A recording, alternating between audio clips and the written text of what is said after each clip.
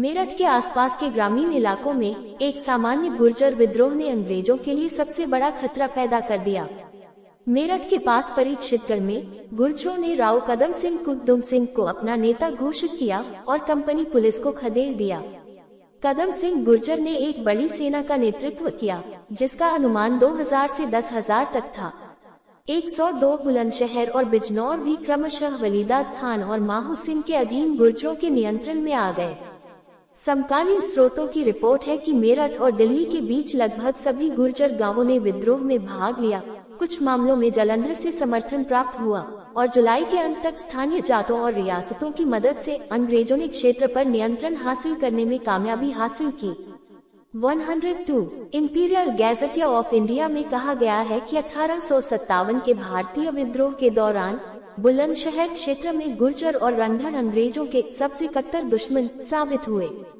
Imperial gazetteer of India में कहा गया है कि 1857 के भारतीय विद्रोह के दौरान बुलंदशहर क्षेत्र में गुर्जर और रंगढ़ अंग्रेजों के सबसे कट्टर दुश्मन साबित हुए। 103 लाहौर के एक प्रसिद्ध विद्वान मुफ्ती निजामुद्दीन ने ब्रिटिश सेना के खिलाफ फतवा जारी किया और स्थानीय लोगों से राव तुलाराम की सेना का समर्थन करने का आह्वान किया।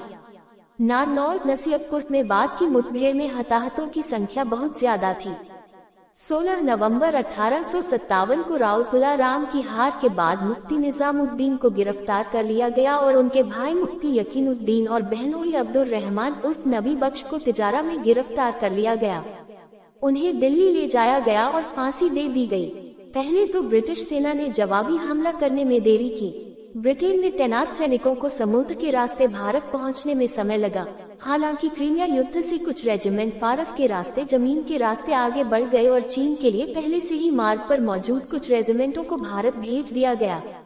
उद्धरण वांछित भारत में पहले से मौजूद ब्रिटिश सैनिकों को फील्ड फोर्स में संगठित करने में समय लगा, लेकिन अंततः 2 टुकड़ियां मेरठ और शिमला से निकल गयी।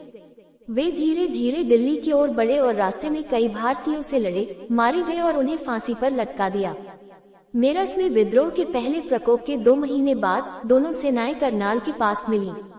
नेपाल साम्राज्य से अनुबंध के तहत बंगाल सेना में सेवारत 2 गोरखा इकाइयों सहित संयुक्त बल ने बादली के सराय में विद्रोहियों की मुख्य सेना से लड़ाई की और उन्हें दिल्ली वापस खदेड़ दिया।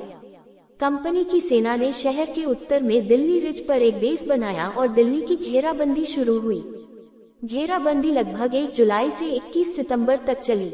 हालांकि घेरा मुश्किल से पूरा हुआ था और घेराबंदी के अधिकांश समय में घेरने वालों की संख्या कम थी और अक्सर ऐसा लगता था कि यह कंपनी की सेना थी और दिल्ली नहीं, जो घेराबंदी में थी, क्योंकि विद्रोही आसानी से संसाधन और सुदृढ़ीकरण प्राप्त कर सकते थे।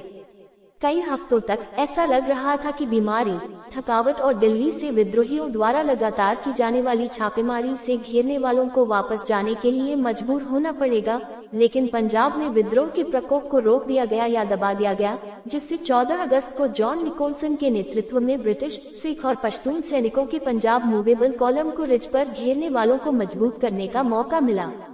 105 30 अगस्त को विद्रोहियों ने शर्तें पेश की, जिन्हें अस्वीकार कर दिया गया।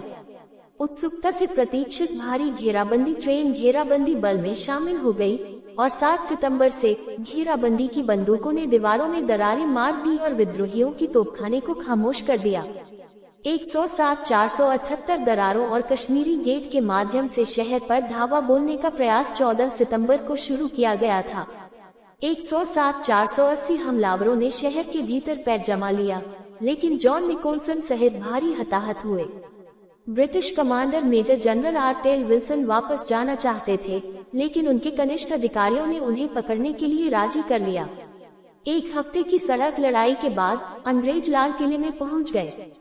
बहादुर शाह जफर पहले ही हुमायूं के मकबरे में भाग गए।